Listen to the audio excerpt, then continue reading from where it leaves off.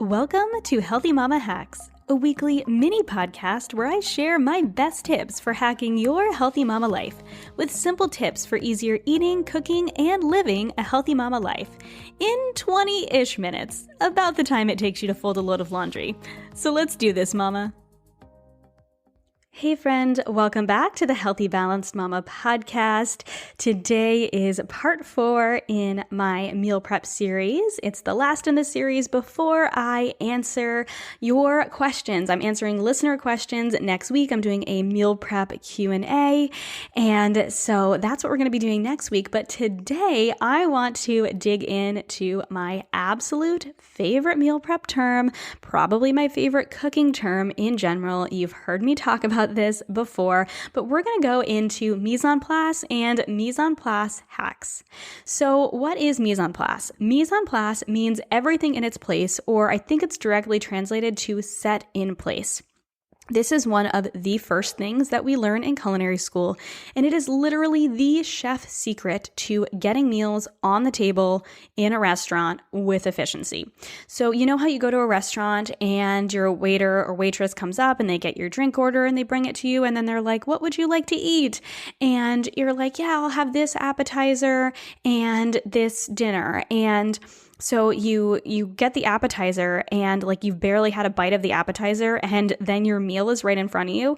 Okay.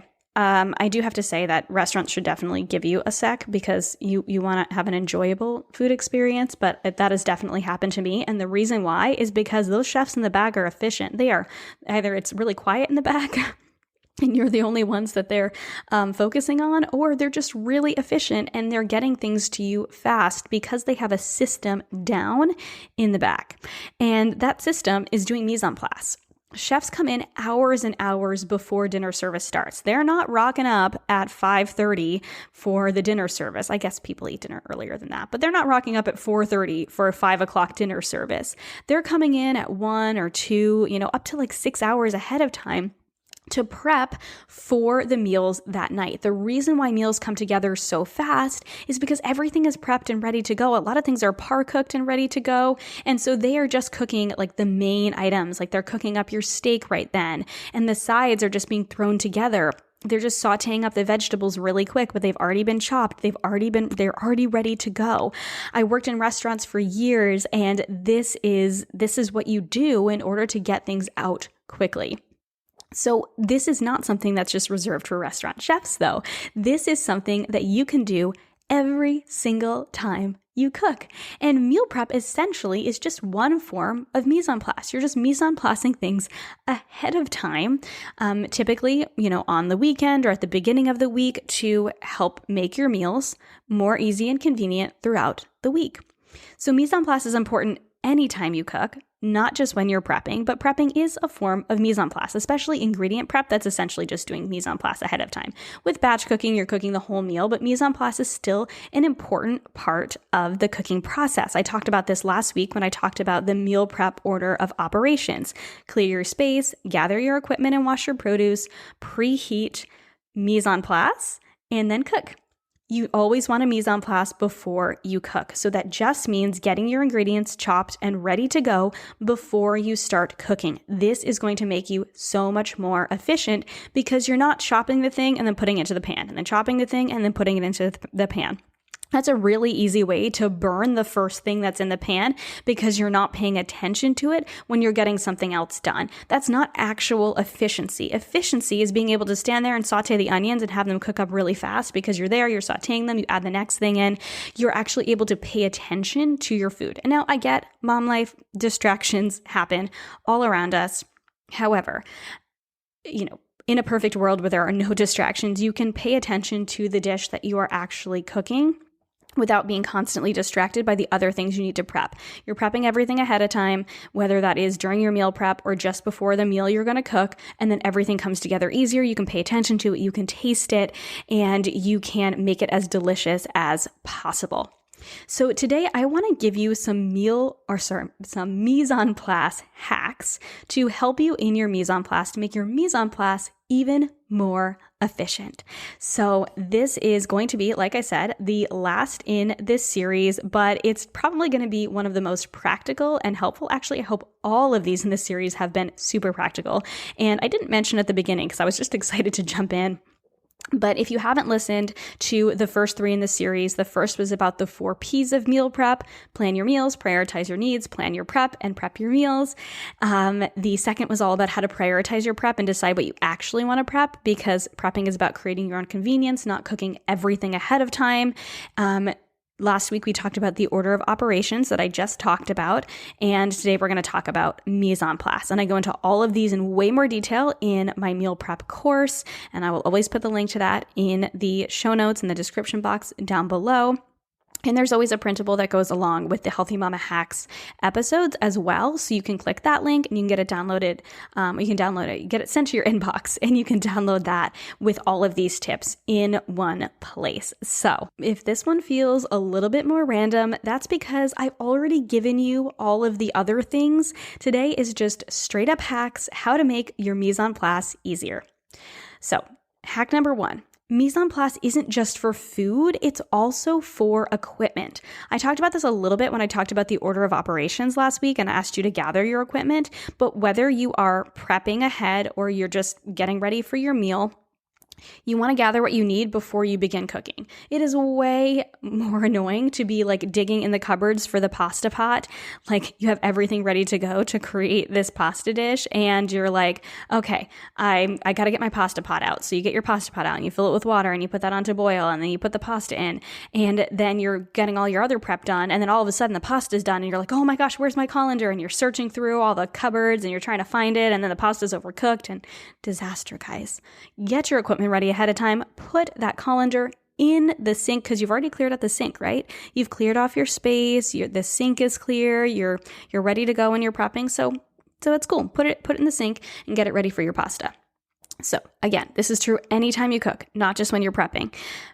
We all meal prep. Some of us just do our prep ahead of time. So whatever time you're doing this, make sure you gather your equipment, get your cutting board, set it out, get your bowls out, set them out. Get yourself prepared before you start cooking so we're not adding extra stress to your meal prep. I'm sorry I keep hitting the mic. I get very excited and wave my hands around a lot when I talk about this, and I can't stop. I'm sorry. I did find out that I am, this is something that I hear people say Italians do. And for the longest time, I didn't think that I was Italian because no one ever told us that we were. Apparently, we didn't know that we are actually a very small part Italian. My sister did her ancestry test recently, so I'm just blaming it on that. Anyway, apologies. Back to the hacks. Hack number 2, mise en place starts with your prep list. Okay, so if you've already done your prep, then this is just gathering ingredients and equipment. But if you are doing your prep, go back to last week's episode where I give you the order of operations and I tell you how to plan your prep.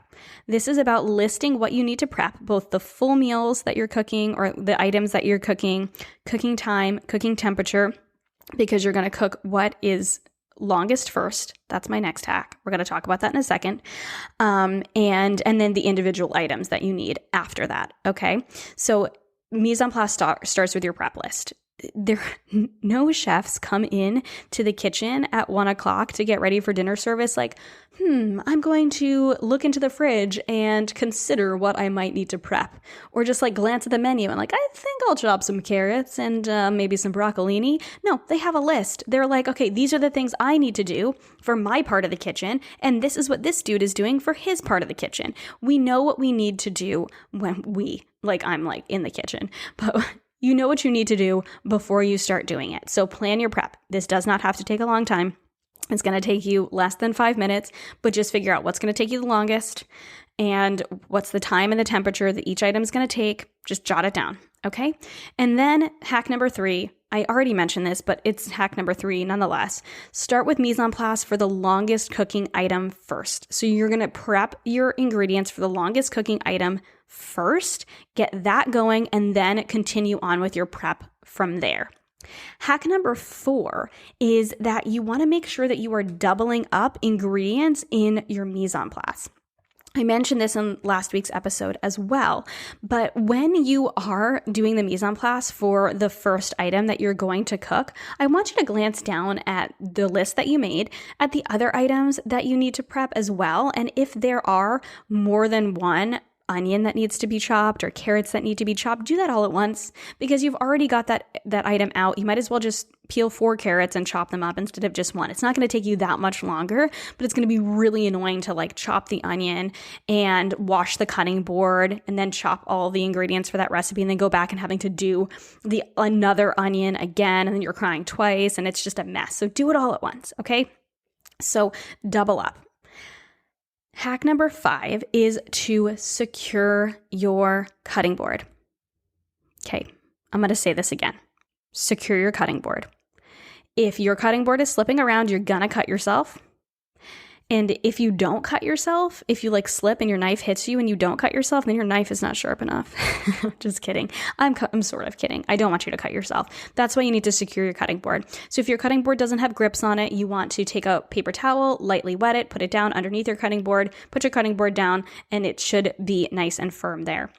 This is going to make your prep easier because your cutting board isn't going to be going every which way as you are chopping.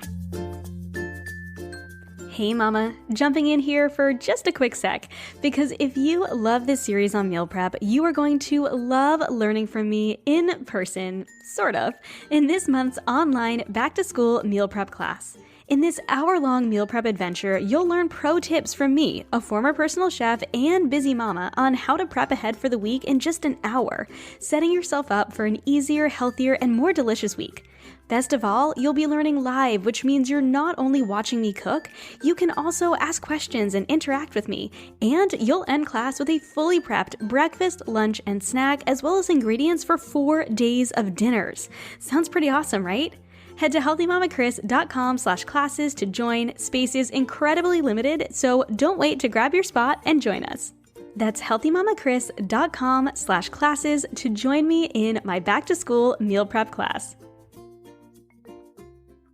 Hack number 6 is you are going to prep one ingredient at a time, not one meal at a time. Now, I know this might sound a little bit confusing because I just told you to prep one meal and then prep the next meal, but you're prepping the ingredients and then cooking the meal, okay? I want you to get in your head. Mise en place is about prepping the ingredients, getting everything in its place.